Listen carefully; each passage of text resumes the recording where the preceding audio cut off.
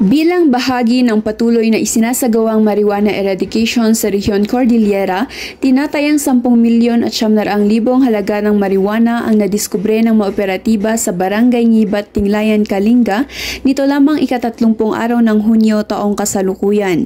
Matagumpay ang operasyon sa pangunguna ng Philippine Drug Enforcement Group Special Operations Unit CAR, katuwang ang Tinglayan MPS, 2nd Kalinga PMFC at RMFB 15 kung saan nadiskubre ang dalawang plantasyon na natamnan ng 52,500 piraso ng fully grown marijuana plants na may standard drug price na 10 milyon at 900,000.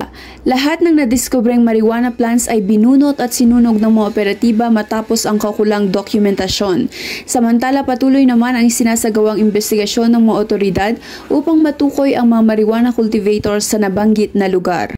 Mula dito sa Baguio City, ako ang iyong PNN correspondent, Patrolwoman Febelin Codiam, alagad ng batas, tagataguyod ng Balitang Pulis.